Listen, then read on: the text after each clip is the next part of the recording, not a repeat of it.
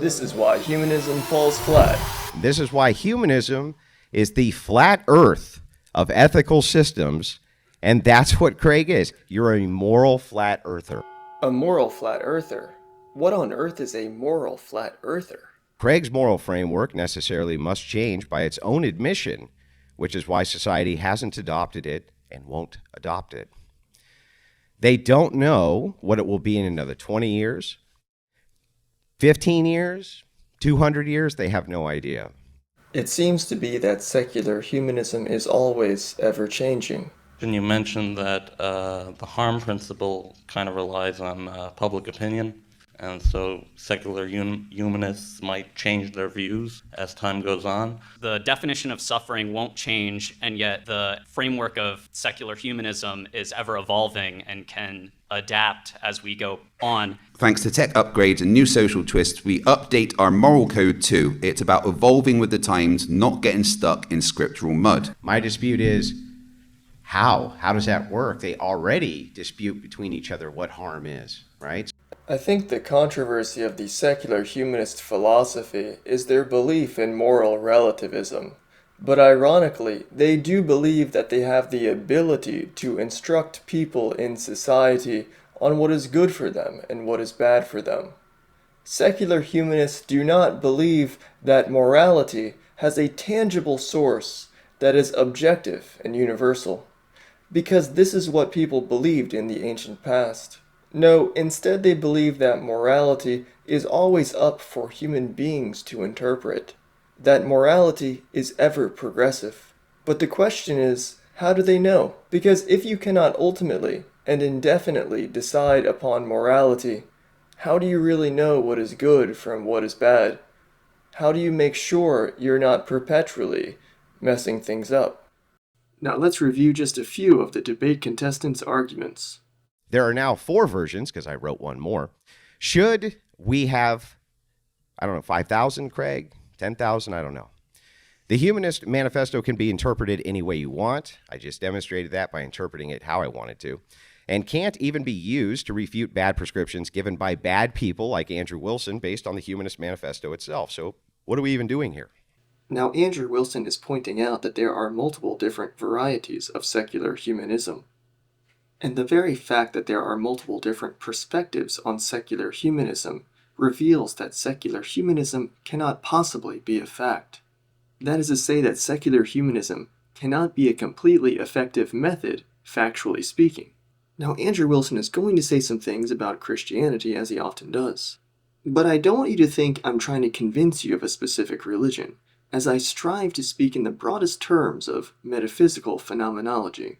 What I'm trying to do is demonstrate to you the breathtaking flaw contained within secular humanism. Craig will be unable to refute any of my prescriptions based on his manifesto if he only uses his manifesto. Instead, he will require a normative framework to supplement that manifesto. He has to do this because without using the manifesto, what are we even arguing about? I can refute his prescriptions based on Christian ethics, church tradition, and effects to society, which is what this debate's about. What is best for society? But he's unable to apply that standard with the Humanist Manifesto itself. He must appeal to the sources outside this manifesto. So humanism has no real, measurable, actual, conceivable effect on society, yet Christianity does. He offers descriptions, I offer prescriptions. As it often is, the Christian will argue that they can deliver some posited prescriptions of argumentation. In other words, Andrew is saying that Christians can construct an argument, but he is saying that that is not possible for the secular humanist to do. So he says that the secular humanist can only render deconstructive argumentation against the Christian, but they cannot leverage any constructive arguments for their own position, which would mean arguments that could be demonstrated internally, I suppose, through the scientific method, rather than just mere hypothetical assumptions. But damn it, what does it all really mean? Why do Christians somehow always get a free pass to be internally and rationally consistent? Because wouldn't the Christian worldview also be some kind of a circular rationality? Now I know this is an issue that can utterly piss atheists and secular humanists off to no end, But for anyone who is a secular humanist or an atheist, I want to explain this to you right now. Firstly, notice that the Christian usually makes arguments about being logically or internally consistent, and then notice that the secular humanist usually does not do so. And while yes, many people might find the Christian worldview and rationality to be circular, but you must understand the substance of the authority that they are calling upon, which is not empirically based, mostly emphasizing faith and preservation. And they have a rationality that can generally explain all the unexplainable things that we experience every day as human beings, within the confines of their worldview. And this is a case where the proposed contradictions in the Christian worldview is not going to be a good argument, because Andrew Wilson's goal here did not seem to be to convince you of the belief of Christianity. He was demonstrating a call to a rationally consistent authority. And what is important about that is the authority that Andrew Wilson is calling upon is not the scientific method. Now, there's no way to get around this. Ultimately, it's fair to say that the secular humanist is calling upon the scientific method, or the empirical epistemology, as their authority, while paradoxically the secular humanist must admit that they are calling upon a philosophy as the source of the propositions that they're proposing. And you could say that they call upon consensus as a source of authority. But how do they arrive at the consensus if it is not through the scientific method? And now you see, by the very standard of the secular humanist is out of order with their own authority. And when the secular humanist makes their list of claims, you will see that none of these claims could possibly be verified or backed up by empirical science.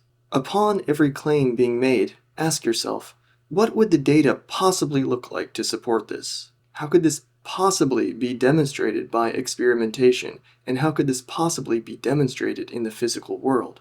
What is secular humanism?